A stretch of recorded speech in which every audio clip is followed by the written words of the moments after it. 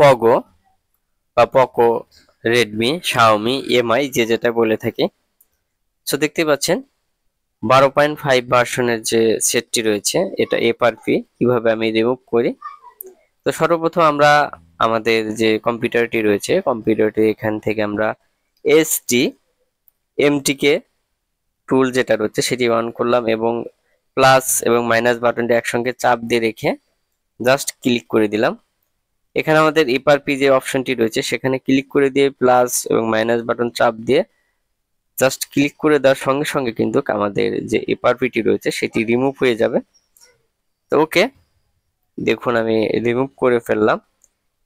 এখানে সবকিছু ইনফরমেশন দেখাচ্ছে। এখন আমি আমার সেটটাকে রান করব। রান করে এফআরপি রিসেট হয়েছে কিনা সেটি আমি আপনাদের 100% দেখানোর চেষ্টা করব। So this video is educational purpose, এটা আপনারা নিজেদের ফোনে ইউজ করবেন।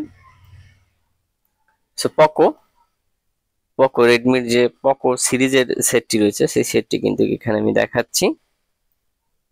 এমটিকে যতগুলো ভার্সন রয়েছে সেই ভার্সনগুলো কিন্তু আপনারা এই টুলসের সাহায্যে কিন্তু ইউজ করতে পারবেন, এফআরপি রিসেট করতে পারবেন।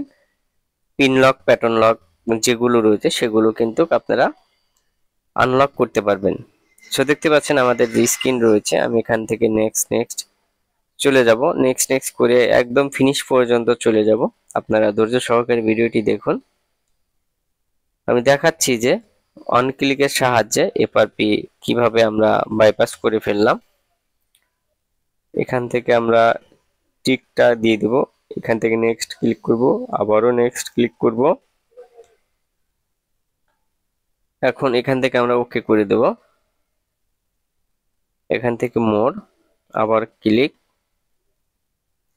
জাস্ট স্টেপ বাই স্টেপ আমরা এখানে স্কিপ করে দেব। আবারও আমরা এখান থেকে নেক্সট করে দেব, এখানে এগ্রি করে দেব। ওকে, আমাদের কমপ্লিট যেটি রয়েছে কমপ্লিটে চলে এসেছে। অর্থাৎ আমাদের যে ফোনটি সেটি কিন্তু এফআরপি বাইপাস সাকসেসফুল হয়েছে। সো আশা করি এই ধরনের ভিডিও পেতে আমাদের চ্যানেলের সঙ্গে থাকবেন। নতুন ভিডিও আপনাদের সামনে নিয়ে আসব। যে কোন টুলস দিয়ে কোন সেটে আনলক করতে হয় এর জন্য অবশ্যই আমাদের চ্যানেলটি সাবস্ক্রাইব করে রাখুন। সো দেখতে পাচ্ছেন আমাদের ফোনটি কিন্তু এখানে কমপ্লিটলি এফআরপি রিসেট হয়ে গিয়েছে, আর কোনো সমস্যা নেই। এখন আমি আপনাদের ভার্সনটা একটু দেখিয়ে দিই। দেখুন সেম ভার্সন। সো ভিডিওটি ভালো লাগলে পাশে থাকবেন।